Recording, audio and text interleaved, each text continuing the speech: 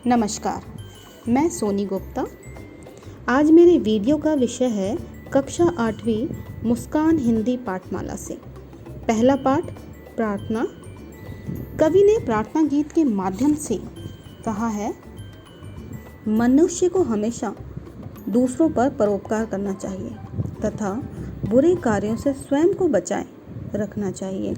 हम भगवान से सदैव यही प्रार्थना करें कि वह हमें अच्छे मार्ग पर ले जाए, हमें सदैव दूसरों के कष्टों को दूर करने की शक्ति दे। इसी भाव को प्रकट करते हुए इस प्रार्थना को गाया गया है। हमारे पाठ की पहली पंक्ति है, वह शक्ति हमें दो दया निधे, कर्तव्य मार्ग पर डट जाएं, पर सेवा पर उपकार में हम निज जीवन सफल बना जाएं। वह शक्ति हमें दो दया निधे, कर्तव्य मार्ग पर डट जाएं। इसका अर्थ है, कवि कहता है कि हे दया के भंडार, आप हमें ऐसी शक्ति दीजिए कि हम कर्तव्य के रास्ते पर डट जाएं, अर्थात बिना विचलित हुए अपने कर्तव्य को पूरा करें। वे यह भी मांगते हैं कि दूसरों की सेवा करने के द्वारा और परोपकार करने के द्वारा वे अपने जीवन को सफल बना लें। इसकी दूसरी पंक्ति है, हम दीन दुखी निर्बल विकलों के सेवक बन संताप हरें, जो हैं अटके भूले भटके उनको तारे खुद तर जाएं। वह शक्ति हमें दो दया निधे, कर्तव्य मार्ग पर डट जाएं। अर्थात कवि कहना चाहता है कि संसार में जो लोग किसी कारण से उन्नति के मार्ग में अटक गए हैं या मार्ग को भूलकर मार्ग से भटक गए हैं, हम उनको पार करा दें, अर्थात उनको ठीक मार्ग से उनके लक्ष्य तक पहुंचा दें और स्वयं भी अपने लक्ष्य को पा लें। अब हम अगली पंक्तियों पर आते हैं। छल द्वेष दंभ पाखंड, झूठ अन्याय से निस्दिन दूर रहें, जीवन हो शुद्ध सरल, अपना सुचि प्रेम सुधा रस बरसाएं। वह शक्ति हमें दो दया निधे, कर्तव्य मार्ग पर डट जाएं, पर सेवा पर उपकार में हम निज जीवन सफल बना जाएं। निज आन मान मर्यादा का प्रभु ध्यान रहे, अभिमान रहे, जिस देश जाति में जन्म लिया बलिदान उसी पर हो जाएं। वह शक्ति हमें दो दया निधे, कर्तव्य मार्ग पर डट जाएं। कवि कहना चाहता है कि वे धोखाधड़ी, दुश्मनी, घमंड, पाखंड अर्थात झूठ मूठ का दिखावा करना, झूठ बोलना, किसी के प्रति अन्याय करना, ये सारी जितनी भी बुराइयां हैं इनसे हमें बचकर रहना चाहिए, दूर रहना चाहिए इन बुराइयों से, उनका प्रवेश हमारे अंदर ना हो। वे मांगते हैं कि उनका जीवन साफ सुथरा हो और वे सब पर अपने पवित्र अर्थात निस्वार्थ प्रेम का रस बरसाएं। संसार के सभी प्राणियों से स्वार्थ रहित प्रेम करें। तथा वो प्रार्थना करते हुए कहते हैं कि हे प्रभु, हमें सदा अपनी प्रतिष्ठा, सम्मान और मर्यादाओं अर्थात धर्म सम्मत सीमाओं का ध्यान रहे। हमने जिस देश और जाति में जन्म लिया है, हम उसी पर बलिदान हो जाएं। कहने का तात्पर्य है कि भारत हमारा देश है और भारतवासी हमारी जाति, अतः भारत और भारतवासियों के कल्याण में ही हमारा जीवन काम आए। तो ये हमारी पंक्तियाँ यहाँ समाप्त होती हैं।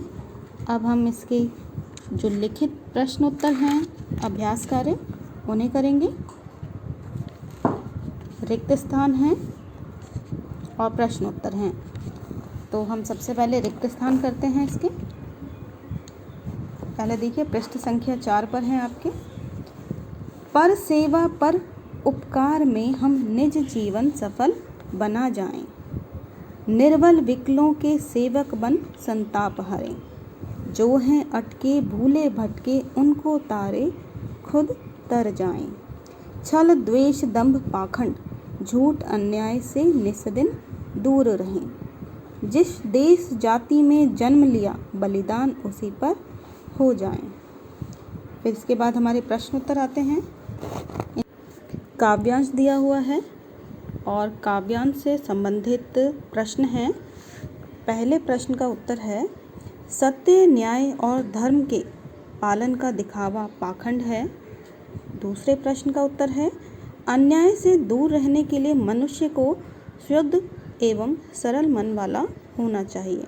तीसरा, छल, द्वेष, दंभ, पाखंड, झूठ और अन्याय, ये 6 वस्तुएं हैं जिनसे हमें दूर रहना आवश्यक है। नेक्स्ट, जीवन में सफलता परसेवा और परोपकार के कार्यों से मिलती है। लास्ट क्वेश्चन है इसका, निज मर्यादा का ध्यान रखने से अभिप्राय यह है कि हम देश के संविधान का उल्लंघन ना करें। अब हमारे दीर्घ प्रश्न हैं।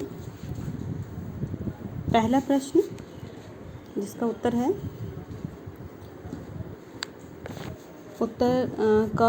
जो छात्र कर्तव्य मार्ग पर डट जाता है वह परसेवा और परोपकार के कार्यों पर अपना ध्यान लगाए रखता है। दूसरा प्रश्न, परसेवा और परोपकार की भावना वाला व्यक्ति स्वार्थी मनुष्य की तुलना में सबसे श्रेष्ठ होता है, ऊंचा होता है सबसे, क्योंकि स्वार्थ को तो पशु पक्षी भी पूरा कर लेते हैं और परोपकार से ही मनुष्य महान बनता है। नेक्स्ट है, अटके और भूले भटके छात्र की सहायता एक कुशल विद्यार्थी कैसे करेगा? उसे पढ़ाने में मदद करके कर सकता है। इससे वह स्वयं भी लाभान्वित होगा, उसको खुद भी लाभ होगा, क्योंकि पढ़ाने से अपना भी अच्छा अभ्यास हो जाता है। नेक्स्ट है, जिस देश जाति में जन्म लिया बलिदान उसी पर हो जाएगा। भाव यह है कि मनुष्य को अपना जीवन देश और अपनी जाति की उन्नति के लिए लगाना चाहिए। और इसका लास्ट क्वेश्चन है, उसका आंसर देखिए।